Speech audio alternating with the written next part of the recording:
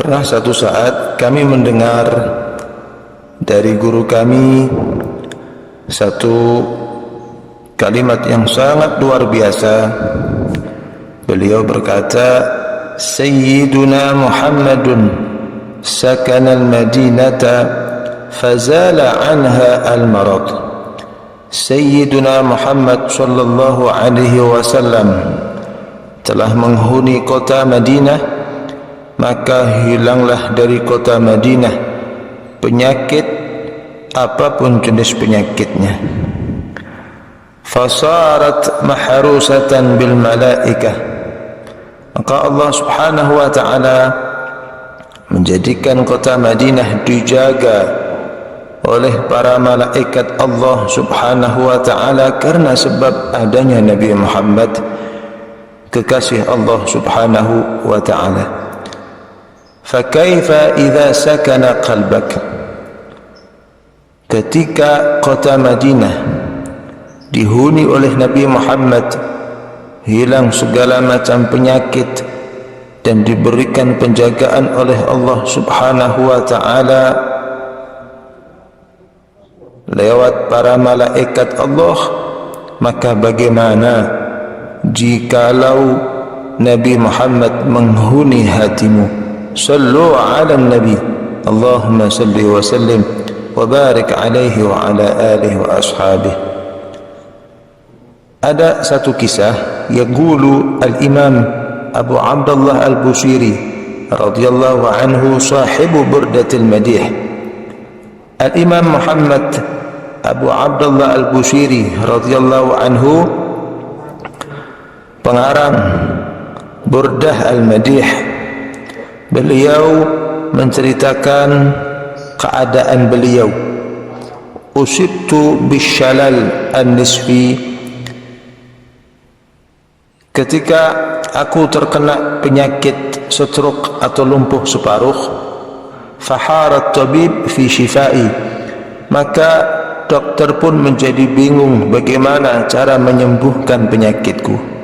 Fasallaitu ala Rasul alaihi salatu wassalam 100 marrah qabla an anam. Kemudian aku pun bersolawat kepada Nabi Muhammad 100 kali sebelum aku tidur. Wa nimtu wasyalal yu'attil nisfi, dan aku pun tertidur dalam keadaan stroke atau lumpuh separuh masih ada di tubuhku. Wa idza bir Rasul alaihi salatu wassalam fil manam yakhla' burdatahu alayya. Tiba-tiba Rasul sallallahu alaihi wasallam muncul di dalam mimpiku. Aku melihat Nabi Muhammad di dalam mimpi. Kemudian Nabi Muhammad melepas burdah atau selimut beliau dan memakaikannya kepadaku. Wa qala li, kemudian Nabi Muhammad berkata kepadaku, abshir bisyifai min Allah, berbahagialah wahai Muhammad al-Busiri dengan obat kesembuhan dari Allah subhanahu wa ta'ala. Faqumtu min naumi ka'an lam yakun bi dhurrun qabla dhalik. Subhanallah. Maka aku pun terbangun dari tidurku seolah-olah aku tidak pernah terkena penyakit stroke selama ini.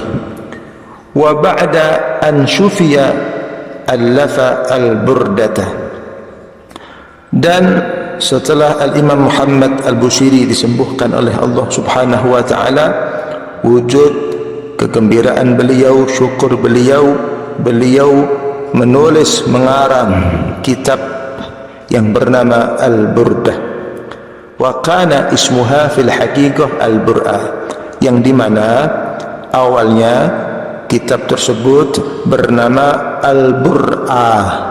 Kenapa dinamakan Al-Bur'ah? Li'annaha bur'un minal adha wal marad, karena solawat yang beliau baca 100 kali adalah kesembuhan dari Allah subhanahu wa ta'ala untuk penyakit-penyakit beliau. Kemudian syukur beliau mengarang yang namanya burdah, yang awalnya diberi nama Al-Bur'ah, yaitu kesembuhan lewat salawat yang beliau baca. Walakinnahu sammaha burdah ikraman li burdatin Nabi sallallahu alaihi wasallam allati khala'aha alaihi fil manam.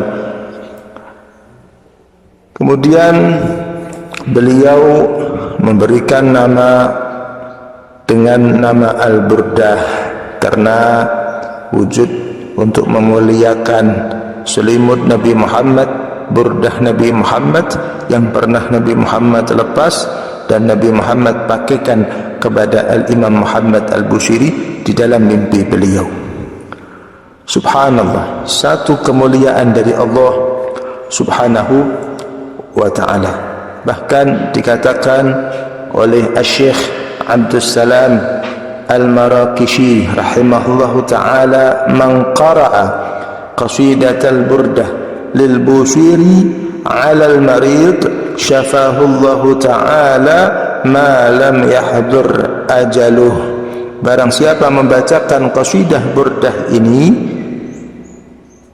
kepada orang yang sakit apapun jenis penyakitnya, maka Allah Subhanahu wa ta'ala akan memberikan kesembuhan yang sempurna kepada orang tersebut selama belum datang ajalnya.